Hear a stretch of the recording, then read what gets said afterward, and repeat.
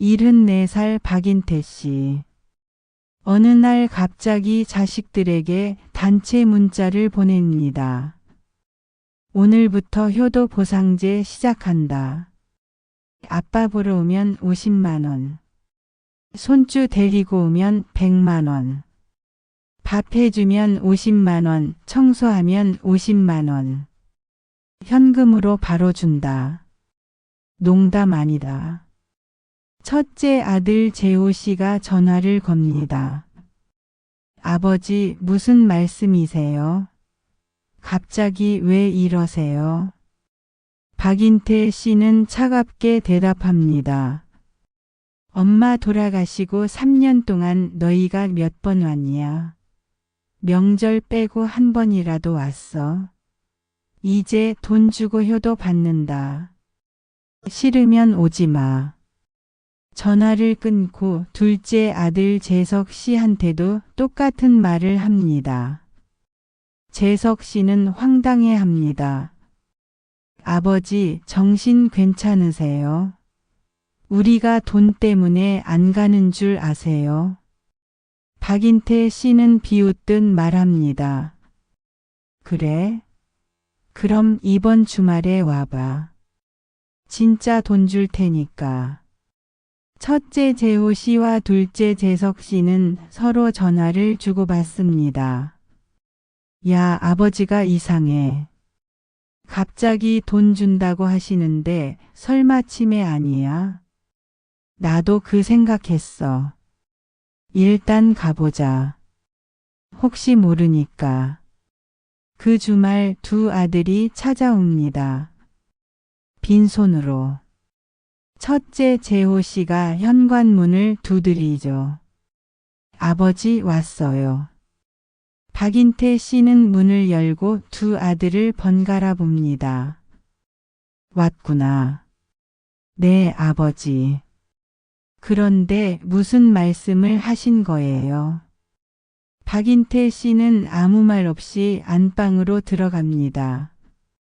장판을 살짝 들어 올려 흰 봉투 2개를 꺼내죠. 거실로 나와 두 아들 앞에 던지듯 내밉니다. 왔으니까 50만 원씩. 약속 지킨다. 첫째 재호 씨와 둘째 재석 씨는 멍하니 봉투를 받아듭니다. 열어보니 진짜 현금입니다. 5만 원권 10장씩. 50만 원. 둘째 재석 씨가 당황해서 말합니다. 아버지, 이게 진짜예요.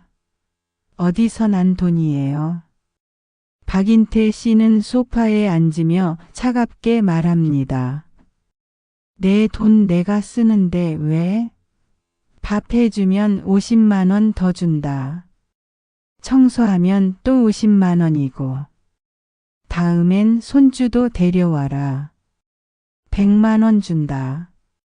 첫째 재호 씨가 난처한 표정으로 말합니다. 아버지, 우리가 돈 받으려고 온 게 아니잖아요. 박인태 씨는 창밖을 보며 조용히 대답합니다. 그래? 그럼 돈 없을 때도 이렇게 자주 왔어야지. 두 아들은 할 말을 잃습니다. 그날은 어색하게 점심만 먹고 돌아갑니다. 손에 쥔 50만 원씩을 들고서요. 집으로 돌아온 첫째 재호 씨는 아내 윤정 씨에게 봉투를 보여줍니다. 여보, 이거 봐. 아버지가 진짜 주셨어. 첫째 며느리 윤정 씨는 돈을 세어보며 눈이 커집니다. 진짜네? 50만 원이나. 다음에도 준대. 응. 밥 해주면 50만 원, 청소하면 50만 원. 손주 데려가면 100만 원이래. 윤정 씨는 계산기를 두드립니다. 그럼 우리 민수 데려가고 밥 해드리면 150만 원이네. 한 달에 4번 가면 600만 원이고. 둘째 재석 씨네 집도 마찬가지입니다. 아내 선영 씨가 남편에게 말합니다. 그래도 아버님이 외로우신가 봐. 돈까지 주시면서 오라고 하시는 거 보니. 근데 진짜 주시더라. 장판 밑에서 꺼내시던데. 다음 주말 이번엔 두 아들이 달라집니다. 첫째 재호 씨는 과일 바구니를 들고 둘째 재석 씨는 고급 한우를 사들고 옵니다. 첫째 며느리 윤정 씨와 둘째 며느리 선영 씨도 함께 왔죠. 아버님, 오늘은 저희가 저녁 해드릴게요. 박인태 씨는 소파에 앉아 자식들을 바라봅니다. 씩 웃습니다. 그래, 그래. 잘 왔다. 그날 저녁 첫째 며느리 윤정 씨가 부엌에서 갈비찜을 만들고 둘째 며느리 선영 씨는 나물 반찬을 준비합니다. 박인태 씨는 맛있게 밥을 먹습니다. 식사가 끝나자 그는 안방으로 들어가 장판 밑에서 봉투를 꺼냅니다. 두 며느리 손에 각각 쥐어주죠. 밥 해줘서 고맙다. 50만 원씩. 윤정 씨와 선영 씨는 눈이 커집니다. 진짜 또 주십니다. 첫째 재호 씨와 둘째 재석 씨도 오늘 온 대가로 50만 원씩 받습니다. 그날 밤 두 아들 부부가 집으로 돌아간 뒤 박인태 씨는 혼자 거실 소파에 앉아 있습니다. 텅 빈 집. 시계 소리만 똑딱똑딱. 그는 안방으로 들어가 장판을 들어 올립니다. 남은 봉투를 내려다보죠. 그는 장판을 다시 덮으며 작게 웃습니다. 세상엔 공짜 사랑이 없지. 그래도 다들 웃잖아. 효도 보상제가 시작됐습니다. 장판 및 돈다발은 하나씩 줄어들 것이고 자식들의 방문은 하나씩 늘어날 겁니다. 선물도 점점 커질 거고 경쟁도 시작될 겁니다. 그리고 그 끝에 무엇이 기다리고 있는지 아직 아무도 모릅니다. 효도 보상제가 시작된 지 한 달. 박인태 씨 집은 주말마다 북적입니다. 첫째 재호 시내와 둘째 재석 시내가 번갈아 아니 동시에 찾아옵니다. 어느 토요일 아침 첫째 재호 씨가 먼저 도착합니다. 손에는 한우 3kg과 잡채 재료가 가득 담긴 봉투를 들고 있죠. 아버지, 오늘은 제가 한우 구이 해드릴게요. 최고급으로 샀어요. 박인태 씨는 소파에 앉아 신문을 보다 고개를 듭니다. 그래? 좋지. 1시간 뒤 둘째 재석 씨가 도착합니다. 손에는 전복과 참돔이 들어 있습니다. 아버지, 저는 오늘 전복죽이랑 참돔찜 해드릴게요. 건강에 좋대요. 첫째 재호 씨가 부엌에서 고개를 내밉니다. 야, 너 왜 왔어? 오늘 내가 온다고 했잖아. 형도 지난주 왔잖아. 나도 올 수 있지. 박인태 씨는 씩 웃으며 두 아들을 번갈아 봅니다. 둘 다 왔으면 둘 다 해. 50만 원씩 줄 테니까. 부엌에서는 전쟁이 시작됩니다. 첫째 며느리 윤정 씨가 한우를 굽고 둘째 며느리 선영 씨가 전복을 손질합니다. 두 사람은 서로 눈치를 봅니다. 윤정 씨가 말합니다. 선영 씨, 칼 좀 빌려주세요. 선영 씨는 칼을 건네며 대답합니다. 네, 언니. 근데 지난주에도 오셨죠? 윤정 씨는 씩 웃습니다. 네, 아버님이 좋아하셔서요. 선영 씨는 언제 오셨어요? 저도 지난주에요. 수요일에. 두 며느리는 서로를 견제하며 요리를 합니다. 누가 더 맛있게 만드는지, 누가 더 정성을 들이는지. 부엌안은 긴장감으로 가득합니다. 점심시간 식탁에는 한우구이, 잡채, 전복죽, 참돔찜이 차려집니다. 박인태 씨는 천천히 밥을 먹습니다. 한우를 한 점 먹고 전복죽을 한 숟가락 떠먹습니다. 둘 다 맛있네. 첫째 재호 씨가 웃으며 말합니다. 아버지, 다음 주에는 제가 아버지 모시고 제주도 갈게요. 이틀 정도 여행 어때요? 둘째 재석 씨가 끼어듭니다. 아버지, 저는 부산 온천 어때요? 건강에도 좋고. 박인태 씨는 젓가락을 놓으며 말합니다. 좋지. 둘 다 데려가면 되잖아. 두 아들은 서로를 쳐다봅니다. 경쟁이 시작된 겁니다. 식사가 끝나고 첫째 재호 씨가 현관에서 손자 민수를 데리고 들어옵니다. 15살 중학생이죠. 아버지, 오늘은 손자까지 데려왔어요. 100만 원 맞죠? 박인태 씨는 민수를 보며 고개를 끄덕입니다. 그래, 잘 왔다. 할아버지 얼굴 보러 왔냐? 민수는 어색하게 웃으며 대답합니다. 네, 할아버지. 박인태 씨는 안방으로 들어가 장판을 들어 올립니다. 흰 봉투 2개를 꺼내죠. 거실로 나와 첫째 재호 씨 손에 쥐어줍니다. 50만 원. 그리고 손주 데려왔으니까 100만 원. 총 150만 원이다. 첫째 재호 씨는 봉투를 받으며 환하게 웃습니다. 감사합니다, 아버지. 둘째 재석 씨는 그 모습을 보며 입술을 깨뭅니다. 다음 주에는 자기 딸을 데려와야겠다고 생각하죠. 저녁이 되자 두 며느리가 설거지를 합니다.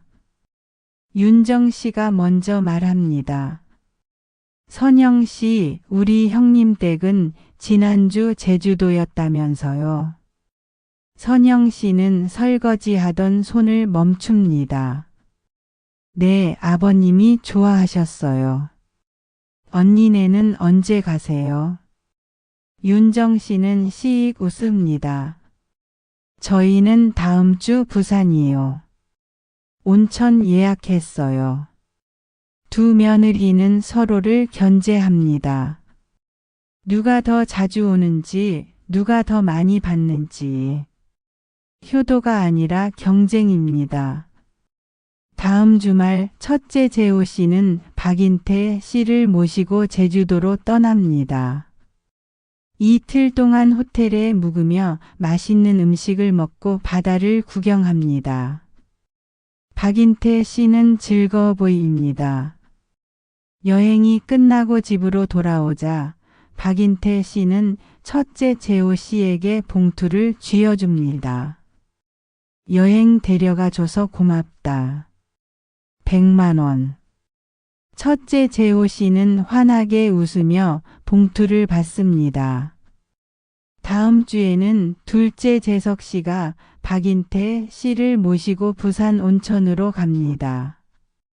역시 이틀 동안 온천에서 쉬고 회를 먹습니다.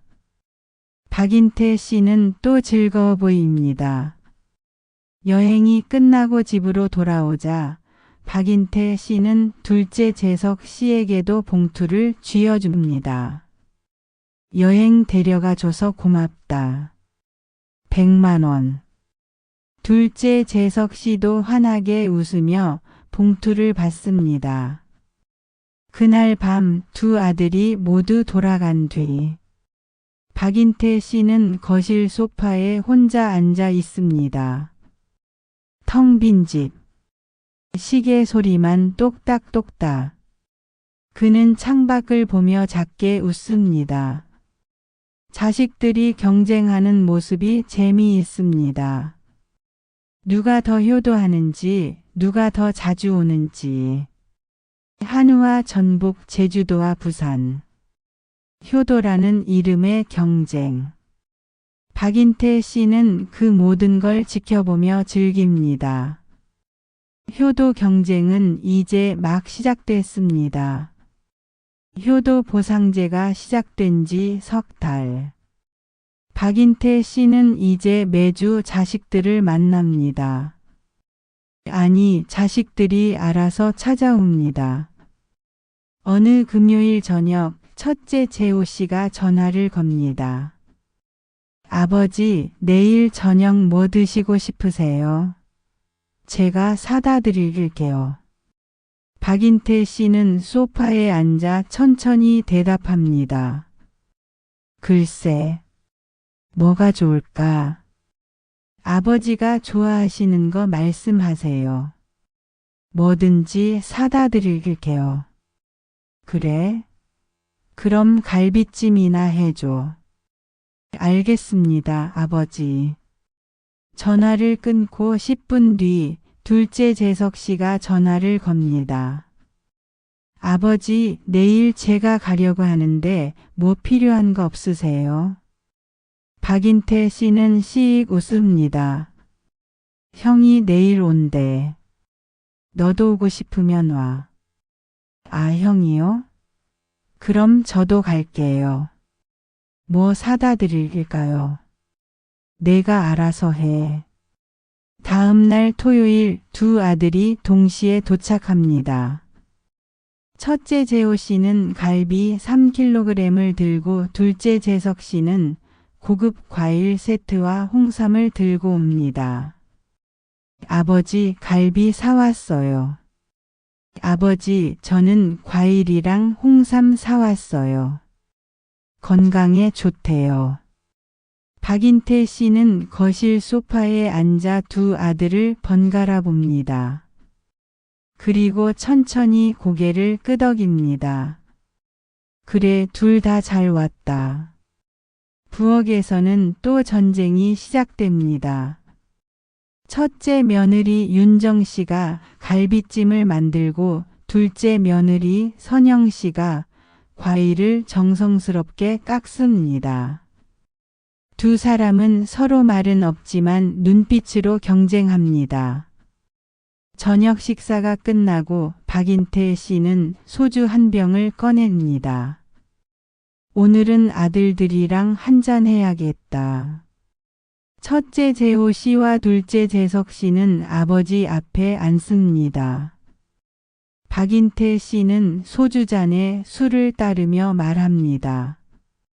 너희 둘 다 요즘 부쩍 자주 오더라.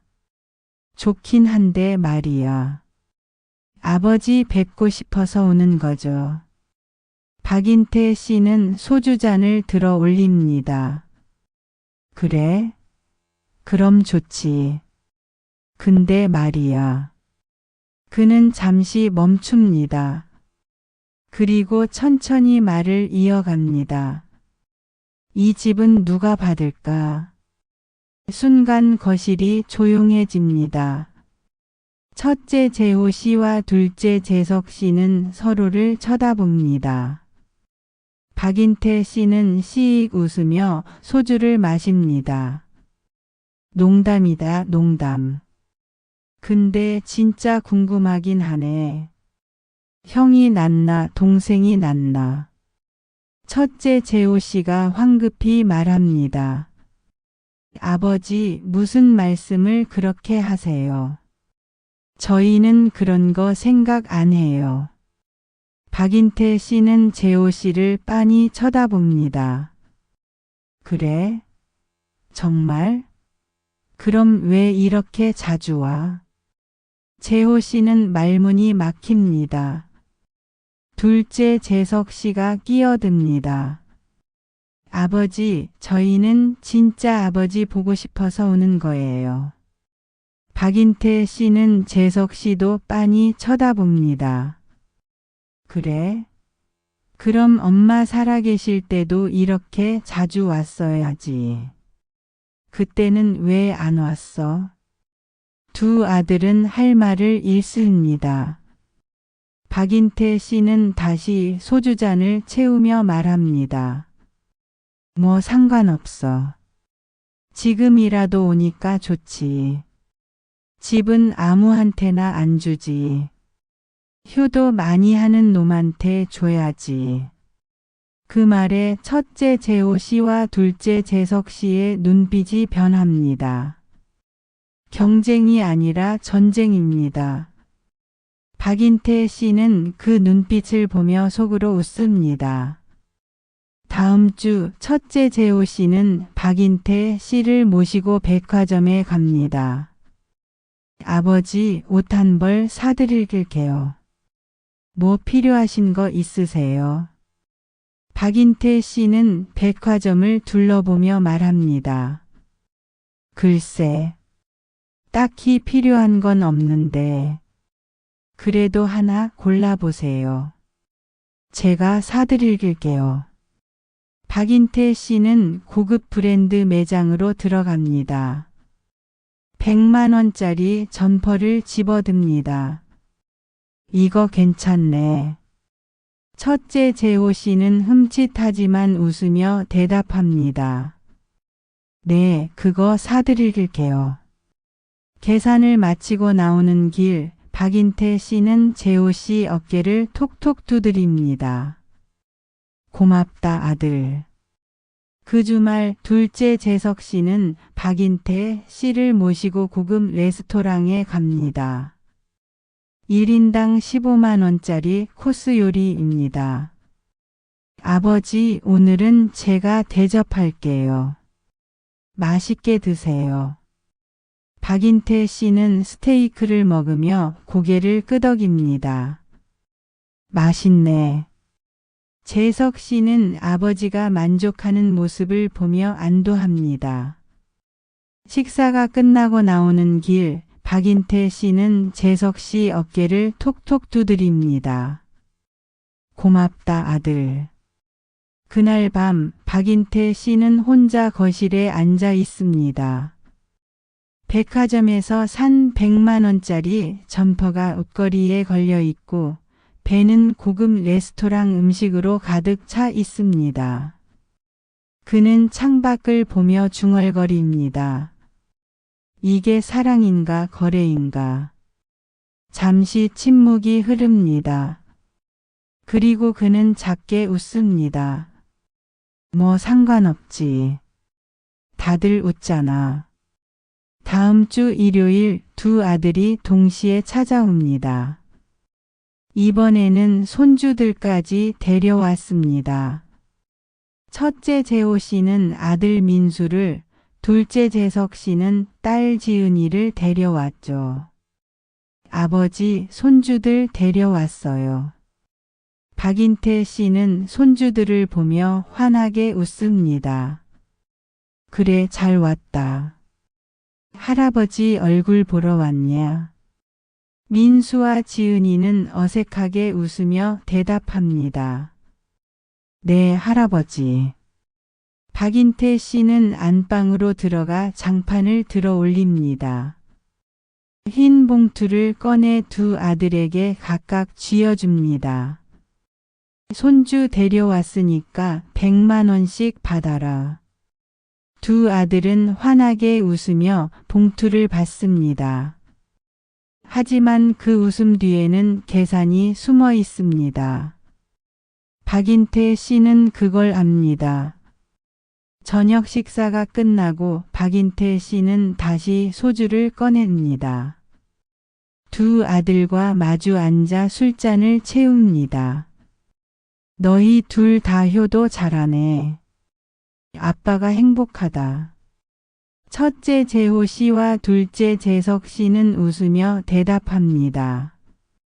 저희도 행복해요, 아버지. 박인태 씨는 술잔을 들어 올립니다. 그리고 두 아들의 눈을 번갈아 봅니다. 그래. 그럼 계속 이렇게 오너라. 돈은 많으니까. 그날 밤 두 아들이 모두 돌아간 뒤 박인태 씨는 혼자 거실에 앉아 있습니다. 텅 빈 집. 시계 소리만 똑딱똑딱. 그는 창밖을 보며 작게 웃습니다. 자식들이 경쟁하는 모습, 돈을 받고 웃는 모습, 손주까지 데려오는 모습. 그 모든 게 재미있습니다. 박인태 씨는 권력을 쥐었습니다. 돈이라는 권력. 그리고 그 권력으로 자식들을 움직입니다. 하지만 그 권력 뒤에는 외로움이 숨어 있습니다. 깊고 어두운 외로움. 효도 보상제가 시작된 지 2년. 박인태 씨는 그동안 매주 자식들을 만나고 돈을 주고 미소를 지으며 살았습니다. 하지만 어느 순간부터 박인태 씨의 얼굴에 피로가 보이기 시작합니다. 자식들은 눈치채지 못합니다. 돈을 받는데 바쁘니까요. 어느 월요일 아침 첫째 재호 씨에게 경찰서에서 전화가 옵니다. 아버님이 집에서 쓰러지신 채 발견됐습니다. 빨리 오시기 바랍니다. 재호 씨는 급히 아버지 집으로 달려갑니다. 둘째 재석 씨에게도 전화를 걸죠. 야, 아버지가 돌아가셨대. 빨리 와. 두 아들이 도착했을 때 박인태 씨는 이미 차가워진 뒤였습니다. 거실 소파에 앉은 채로 숨을 거두셨습니다. 얼굴엔 미소가 걸려 있었죠. 장례는 3일장으로 치러집니다. 조문객들이 오고 두 아들은 상주로 앉아 절을 받습니다. 첫째 며느리 윤정 씨와 둘째 며느리 선영 씨는 부엌에서 음식을 준비합니다. 장례 이틀째 밤 첫째 재호 씨가 둘째 재석 씨에게 말합니다. 야, 아버지가 유언장 남기셨대. 뭐라고 쓰셨는데? 재호 씨는 봉투에서 종이 한 장을 꺼냅니다. 거기엔 박인태 씨의 손글씨가 적혀 있습니다. 돈은 장판 밑에 있다. 너희들이 나눠 가져라. 두 아들은 서로를 쳐다봅니다. 장판 밑. 그 흰 봉투들. 재석 씨가 말합니다. 그럼 아버지가 남기신 돈이 장판 밑에 있다는 거네? 우리 준 것 말고도 더 있나 보네. 그런가 보지. 장례 끝나고 확인해 보자. 장례 사흘째 박인태 씨는 화장됩니다. 유골은 납골당에 안치되고 두 아들은 아버지 집으로 돌아옵니다. 첫째 재호 씨가 안방으로 들어갑니다.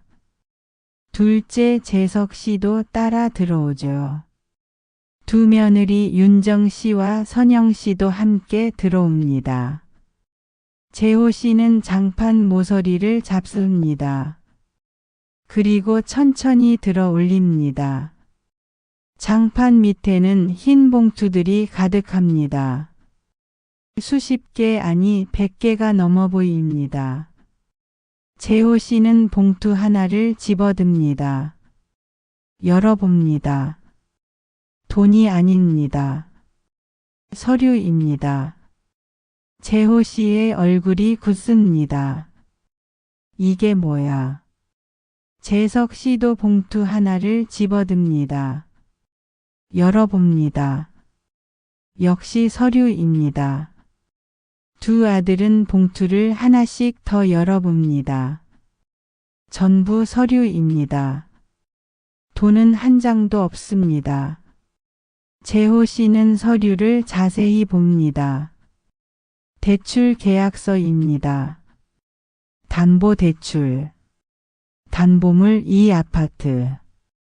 대출 금액 1,000만 원. 대출자 이름 박인태. 재호 씨의 손이 떨립니다. 이건 이 집을 담보로 빌린 거잖아. 재석 씨도 자기 손에 든 서류를 확인합니다. 담보대출 계약서. 담보물 이 아파트. 대출 금액 2,000만 원. 이것도 이 집 담보야. 이게 대체 뭐야? 두 아들은 장판 및 봉투들을 전부 꺼냅니다. 하나, 둘, 셋. 10개, 20개, 30개, 50개, 100개가 넘습니다. 전부 대출 서류입니다. 전부 이 아파트를 담보로 한 문서입니다. 재호 씨는 서류를 바닥에 쏟아냅니다. 손이 떨립니다. 목소리도 떨립니다. 이게 뭐야? 이게 대체 뭐야? 재석 씨는 서류 한 장을 집어듭니다. 맨 처음 대출 계약서입니다. 대출 일자를 확인합니다. 2023년 3월 15일. 재석 씨는 멈춥니다. 그 날짜를 압니다. 형, 이거 봐. 첫 대출 날짜. 2023년 3월 15일. 효도 보상제 시작한 날이야. 재호 씨도 서류를 확인합니다. 그리고 깨닫습니다. 아버지가 이 집을 담보로 빚을 낸 거야. 우리한테 돈 주려고. 처음부터. 재석 씨는 주저앉습니다. 서류를 손에 쥔 채로 바닥에 주저앉습니다. 우리가 받은 돈이 전부 이 집을 담보로 빌린 거였어. 첫째 며느리 윤정 씨가 서류를 집어듭니다. 계산기를 두드립니다. 1,000만 원, 2,000만 원, 3,000만 원. 계속 더합니다. 손이 떨립니다. 이거 전부 합치면. 윤정 씨의 목소리가 끊깁니다. 계산기 화면을 봅니다. 3억 2천만 원이에요. 재호 씨가 소리칩니다. 3억. 이 집 시세가 4억인데 3억을 빌렸다고? 윤정 씨는 서류 더미를 뒤집니다. 그리고 한 장을 집어듭니다. 경매 통지서입니다. 여기 경매 통지서가 있어요. 이 집이 경매로 넘어갔어요. 거실이 조용해집니다. 둘째 며느리 선영 씨는 벽에 기댄 채 말을 읽습니다. 재호 씨는 경매 통지서를 낚아챕니다. 읽어봅니다. 경매 낙찰. 낙찰가 3억 5천만 원. 재석 씨는 고개를 숙인 채 중얼거립니다. 이 집도 없어. 이 집도 이미 남의 손에 넘어갔어. 윤정 씨가 떨리는 목소리로 말합니다. 우리가 효도한다고 2년 동안 쓴 돈이 몇 천만 원인데 여행 데려가고 선물 사고 그게 다 뭐였어요? 이 집 하나 받으려고 한 거였잖아요. 재호 씨는 서류를 바닥에 내던집니다. 그 집마저 없어. 아버지가 우리한테 남긴 게 아무것도 없어. 재석 씨가 중얼거립니다. 2년 동안 우리가 얼마나 잘했는데 그 끝에 남은 건 아무것도 없어. 윤정 씨가 소리칩니다. 이게 부모가 할 짓이에요. 이게 자식 사랑이에요. 우리한테 몇천 쓰게 만들고 집도 다 날려버리고. 이건 복수잖아요. 재호 씨는 벽을 주먹으로 칩니다. 아버지, 왜 이런 짓을 한 거예요? 왜? 하지만 대답은 없습니다. 박인태 씨는 이미 이 세상 사람이 아닙니다. 안방은 침묵에 잠깁니다. 서류가 바닥에 산더미처럼 쌓여 있고 장판은 반쯤 들려 있습니다. 그 밑엔 아무것도 없습니다.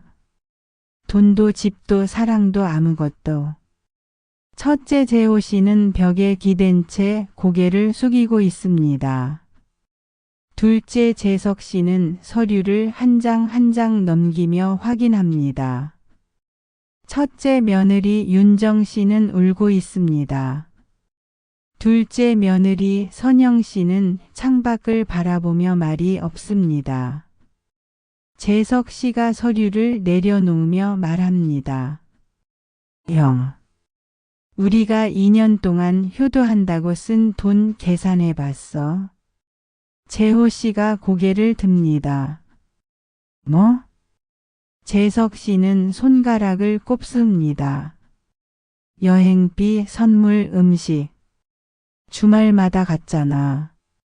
우리 집만 해도 3천은 넘게 썼어. 윤정 씨가 흐느끼며 말합니다. 우리도요. 한우 전복 백화점. 여행 4천은 넘게 썼어요. 재호 씨는 멍하니 계산합니다. 그럼 우리 둘이 합쳐서 7천만 원 넘게 쓴 거네. 재석 씨가 쓴 웃음을 짓습니다. 7천만 원. 그걸 쓰고 받은 게 뭐야? 이 집?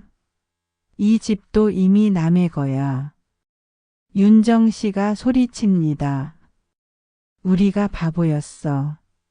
돈에 눈이 멀어서 아무 생각 없이 효도한 척한 거야. 선영 씨는 여전히 창밖을 보며 조용히 말합니다. 효도한 척이 아니에요. 우리는 진짜 효도 안 했어요. 그냥 돈 받으러 간 거죠. 재호 씨는 주먹으로 바닥을 칩니다. 아버지는 뭐야? 아버지도 우리한테 사랑 준 게 아니잖아. 돈으로 우리 산 거잖아. 재석 씨는 고개를 숙입니다. 맞아. 아버지도 우리도. 다 거래였어. 거실이 조용해집니다. 찢어진 서류, 흩어진 봉투들. 그 한가운데 주저앉은 가족들. 그때 벽에 걸린 액자 하나가 떨어집니다. 쿵 소리와 함께 바닥에 떨어지고 유리가 깨집니다. 박인태 씨의 사진입니다. 웃고 있는 사진입니다. 재호 씨는 사진을 집어듭니다. 깨진 유리 사이로 아버지의 얼굴이 보입니다. 환하게 웃고 있습니다. 재호 씨는 사진을 바닥에 내던지려다 멈춥니다. 액자 뒤에 뭔가 붙어 있습니다. 종이 한 장입니다. 재호 씨는 종이를 떼어냅니다. 펼쳐봅니다. 박인태 씨의 손글씨입니다. 다들 자주 와서 좋았다. 재호 씨는 종이를 들고 멍하니 서 있습니다. 재석 씨도 다가와 종이를 봅니다. 윤정 씨도 선영 씨도 봅니다. 다들 자주 와서 좋았다. 그게 전부입니다. 사과도 설명도 변명도 없습니다. 그냥 그 한 줄. 재석 씨가 중얼거립니다. 좋았대. 다들 자주 와서 좋았대. 윤정 씨가 소리칩니다. 이게 끝이에요. 이게 전부예요. 집까지 다 날려놓고 좋았다고? 선영 씨는 웃습니다. 눈물을 흘리며 웃습니다. 좋았대요. 아버님은 좋았대요. 우리가 돈 받으러 오는 게. 재호 씨는 종이를 구겨집니다. 그리고 바닥에 던집니다. 이게 사랑이야? 복수야? 재석 씨는 주저앉습니다. 모르겠어. 근데 우리도 사랑 아니었잖아. 우리도 집 받으려고 간 거잖아. 윤정 씨가 흐느낍니다. 우리가 효도한다고 쓴 돈이 7천만 원인데 여행 가고 선물 사고 그게 다 이 집 하나 받으려고 한 거였는데 그 집마저 없어. 선영 씨는 창밖을 보며 중얼거립니다. 우리 모두 거래했던 거예요. 아버님도 우리도. 사랑이라는 이름으로. 재호 씨는 바닥에 흩어진 아버지 사진을 봅니다. 깨진 유리 사이로 아버지가 웃고 있습니다. 환하게, 행복하게. 재호 씨는 사진을 집어듭니다. 그리고 조용히 말합니다. 아버지는 행복했을까? 우리가 돈 받으러 올 때마다. 재석 씨가 대답합니다. 모르겠어.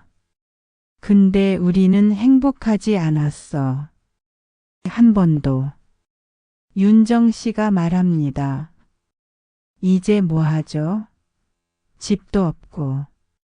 우리가 쓴 7천만 원도 날아갔고. 선영 씨가 대답합니다. 살아야죠. 어떻게든. 재석 씨가 중얼거립니다. 아버지는 외로웠을 거야. 엄마 돌아가시고 3년 동안. 우리가 한 번도 안 갔으니까. 재호 씨가 고개를 듭니다. 그래서 돈으로 우리 산 거야. 그게 사랑이야. 재석 씨는 대답하지 않습니다. 대답할 수 없습니다. 안방 바닥엔 서류가 흩어져 있고 깨진 액자가 놓여 있습니다. 구겨진 메모 한 장.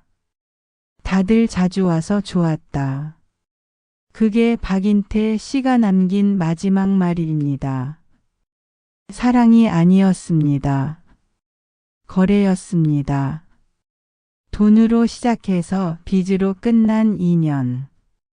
효도 보상제는 끝났습니다. 남은 건 7천만 원의 허무함과 사라진 집. 그리고 서로를 원망하는 가족들. 가족들은 서로를 보지 않습니다. 말도 하지 않습니다. 그저 각자의 자리에 앉아 있을 뿐입니다. 박인태 씨의 사진만이 바닥에 놓여 있습니다. 깨진 유리 사이로 환하게 웃고 있습니다. 그 웃음이 사랑이었는지 외로움이었는지 복수였는지 아무도 모릅니다. 그리고 아무도 알 수 없습니다. 효도는 돈으로 살 수 없었습니다. 사랑도 돈으로 살 수 없었습니다. 남은 건 빚과 후회뿐이었습니다. 지금까지 효도를 돈으로 산 한 아버지의 이야기였습니다. 잘 들으셨나요? 외로움이 사람을 어디까지 데려가는지, 그리고 사랑이 거래가 되는 순간 무엇이 남는지. 오늘 사연은 참 많은 생각을 하게 만듭니다. 박인태 씨는 외로웠을 겁니다. 아내를 잃고 3년, 자식들은 찾아오지 않았으니까요. 그래서 돈으로라도 자식들을 불러 모으고 싶었던 걸까요? 하지만 그 돈은 집을 담보로 한 빚이었고 결국 남은 건 아무것도 없었습니다. 자식들도 마찬가지였습니다. 효도라는 이름으로 2년을 보냈지만 그들의 마음속엔 집에 대한 기대가 있었습니다. 사랑이 아니라 계산이었던 거죠. 여러분이라면 이런 상황에서 어떻게 하셨을까요? 외로움을 돈으로 채우려 하셨을까요? 아니면 솔직하게 자식들에게 마음을 전하셨을까요? 효도는 돈으로 살 수 없습니다. 사랑도 거래로 얻을 수 없습니다. 진심은 진심으로만 전해지는 법이니까요. 저는 은퇴 후 세상과 다시 연결되고 싶은 마음으로 사람들의 이야기를 전하는 사연 DJ가 된 김영자입니다. 누군가의 인생을 대신 전하고 때로는 제 이야기처럼 함께 웃고 울며 그렇게 하루하루를 다시 써내려가고 있습니다. 구독과 좋아요 그리고 기분 좋은 댓글은 제가 다음 사연을 전할 수 있는 가장 큰 힘이 됩니다. 오늘도 들어주셔서 고맙습니다. 따뜻한 하루 보내세요.